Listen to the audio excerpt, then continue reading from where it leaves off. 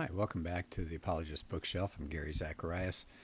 I'm doing a second part of Tim Keller's book, Making Sense of God, one of his chapters. Keep in mind there's a difference between this book of his, Making Sense of God, and the number one book that he came out with that was such a big hit called Reason for God.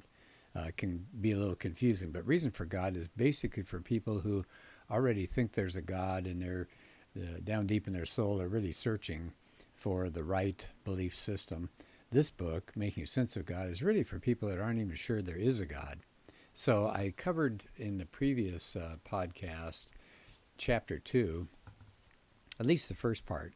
Isn't religion based on faith and secularism on evidence? And so he talked about some of the secular beliefs that he says I actually don't stand up very well when you really take a look at them. One is that science is the only arbiter of what's real, and he takes that one down. I did that in the last podcast. The second part was the view from nowhere.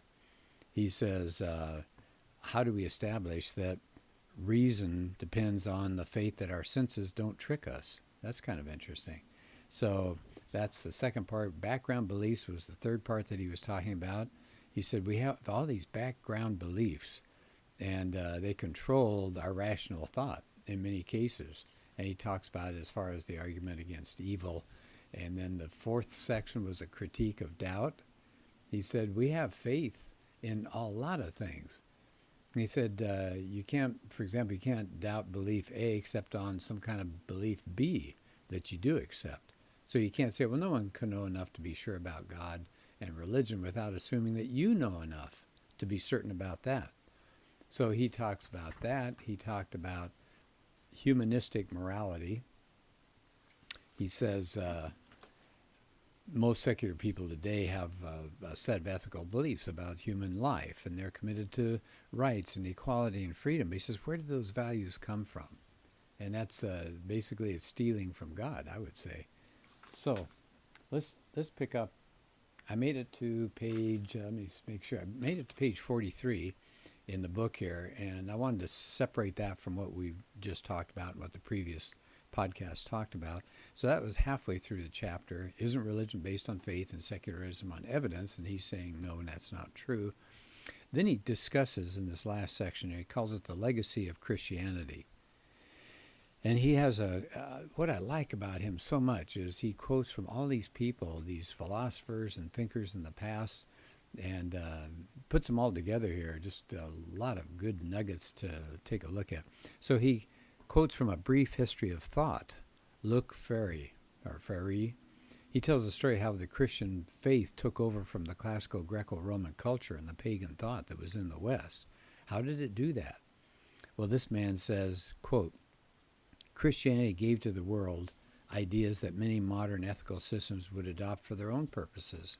And one is equality of the individual, human equality.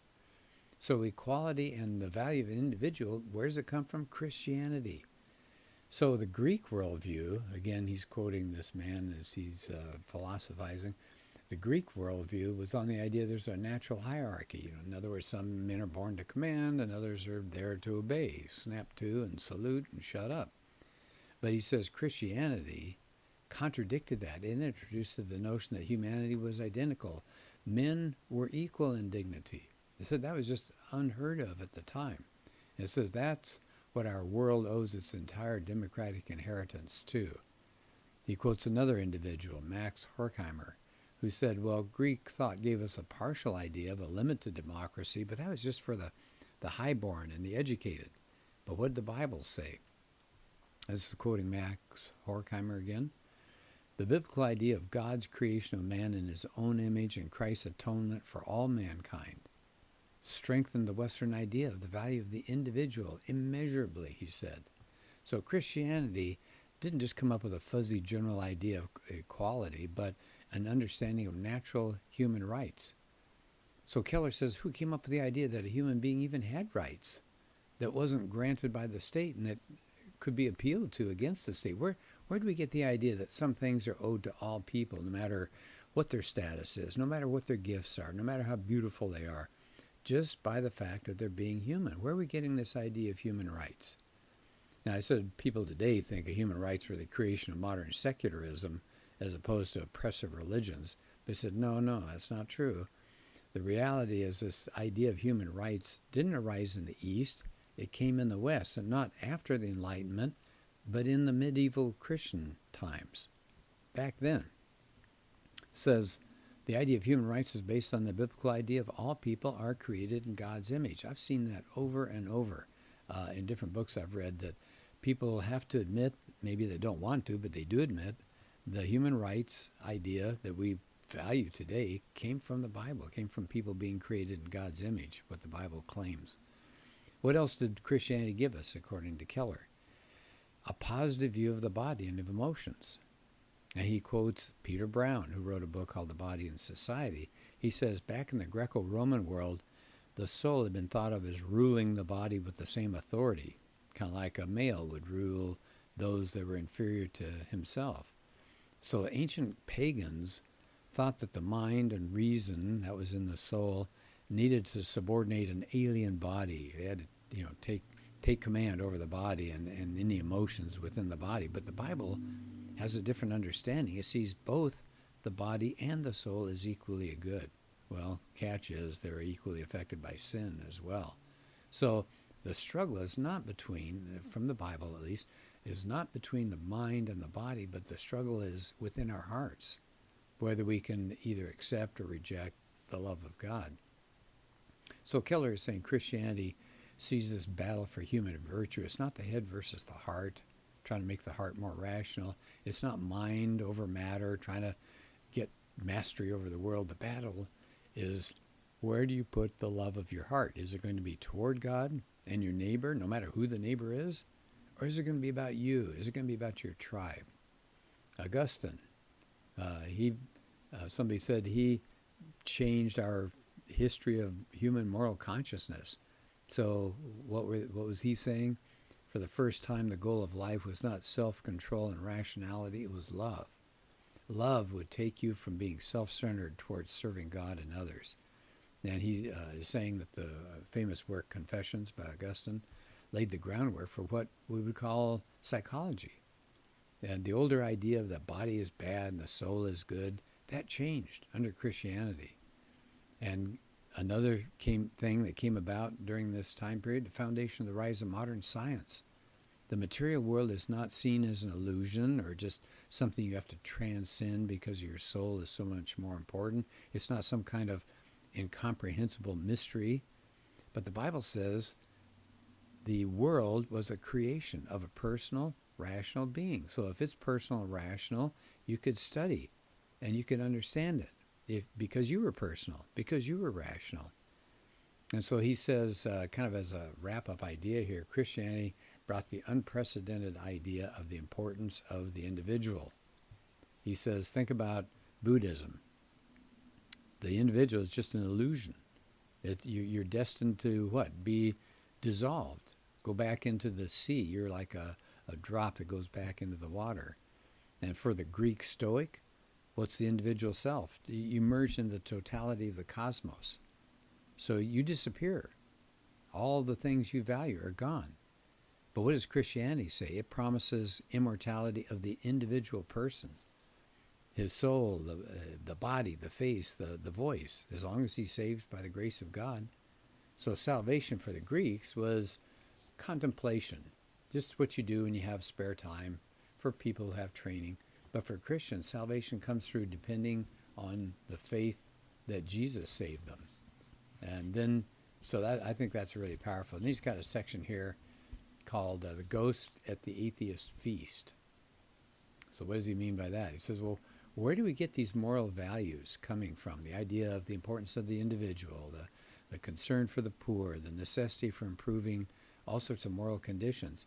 He said, you can claim and you can make a good case it comes from Jewish and Christian thought.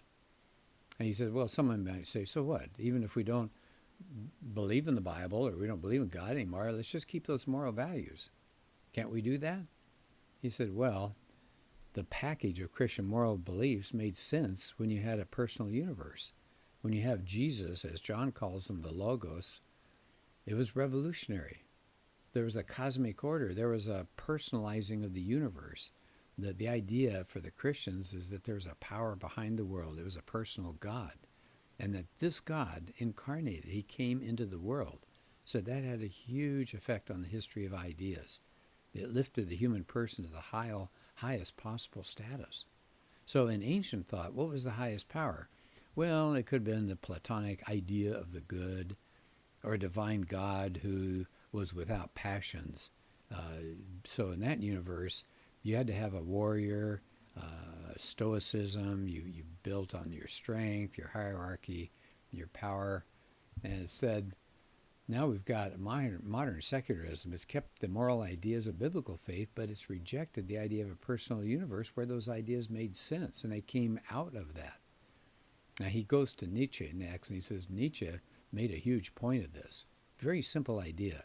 I mean, I know Nietzsche is hard to read, but very simple idea there. Here's what he said. If there's no God, if there's no supernatural, and this is all we've got, this material world, then, quote, there does not exist any perspective higher than life itself. What's Nietzsche saying? There's no transcendent reality outside of this life. There's no standard beyond us to determine what's right and what's wrong. That's powerful, isn't it? There's no point of view that's privileged enough to escape being part of these forces inside this universe in which everything else exists. So your moral evaluation comes from a human brain. It operates in a human culture. You're dealing with human experience. So why should your brain judge other brains? You just call one thing good, you call something else bad. That's arbitrary. So Nietzsche says value judgments concerning life, for or against, can in the last resort never be true. He quotes a literary critic at this point, Terry Eagleton, who says Nietzsche sees that Western civilization is in the process of ditching divinity, trying to cling to religious values. And he said that our conceptions of truth and virtue and identity and autonomy, our sense of history as shapely and coherent, all have deep-seated theological roots. So one more time, what's Nietzsche talking about? If you say you don't believe in God, but you do believe in the rights of every person, and you got to care for the poor, what are you doing? You're holding on to Christian beliefs, whether you admit it or not. Why should you look at love and aggression? They're both part of life. And why would you choose one as good and reject one as bad? They're both part of life. Where do you get the standard? If there's no God, if there's no supernatural realm, there is no standard. This is just, I think this is so important. It's so important.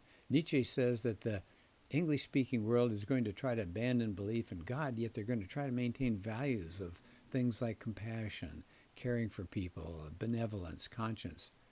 But, and here comes the sad part of what Nietzsche is talking about, he predicts that if a society rejects God, what's going to happen? Morality itself will eventually become a problem. It's going to be harder and harder to justify any kind of morality.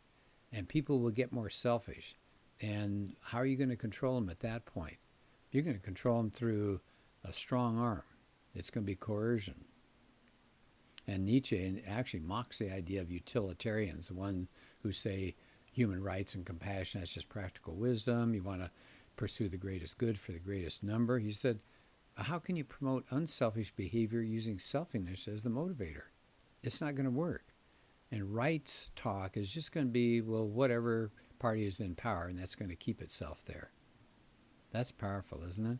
So back to Keller, he says when secularists endorse all these things like human dignity and all of the rights and all the responsibility to get rid of human suffering, they're using religious faith in some kind of transcendent reality, that there's something out there beyond us. Otherwise, it's just our opinion.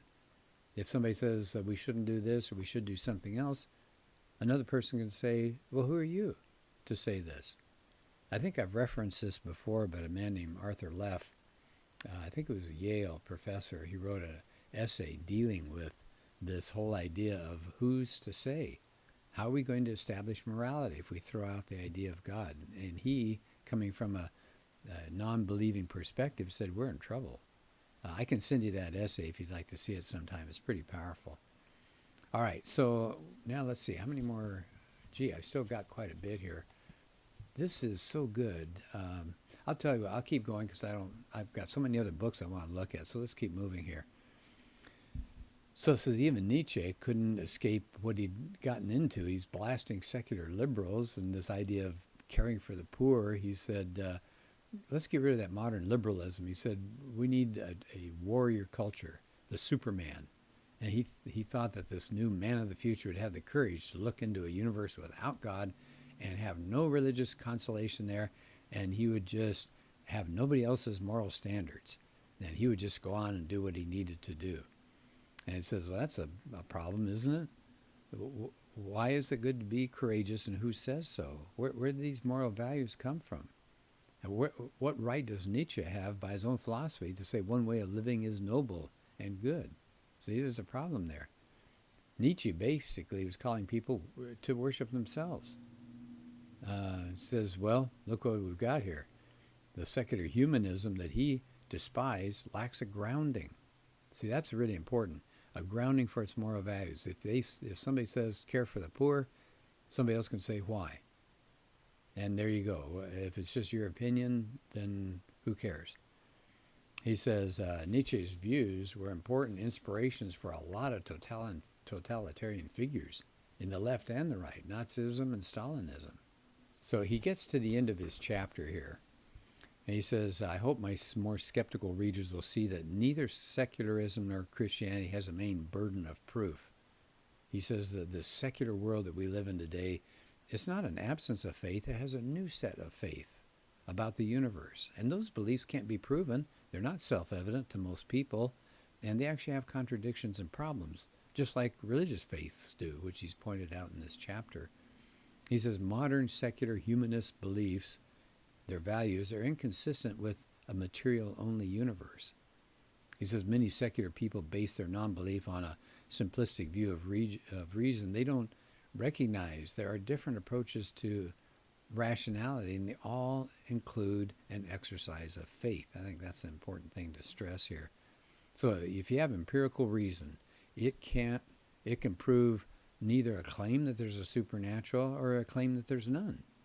It just means that using demanding, demonstrable, unquestionable proof for them is inappropriate. So instead of unfairly asking only religious people to prove their views, we need to compare and contrast religious beliefs and their evidence with secular beliefs and their evidence.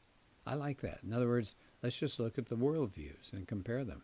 He said we should argue about which beliefs account for what we see and experience in the world. So what's that? That's talking about which worldview is closest to reality. And I think Christianity does very, very well there. And he said we should debate things like the inner logical consistency of belief systems and ask if they support or contradict each other. We should consult our deepest intuitions. So he says for the rest of this book, he hopes to do that, to show that Christianity makes the greatest sense in every way, emotionally, culturally, and rationally. And then he concludes the chapter by saying Christianity offers far greater and richer goods for understanding, facing, enjoying, and living life than they had previously imagined. That's what he's going to try to do in the rest of the book. So I like this book very, very much. And I know you get something out of it, whether you're a believer or not a believer. Just much to think about. Well, I appreciate you listening to this podcast. We're done for now with Making Sense of God, but I certainly will be coming back to it. Thanks, and have a good day.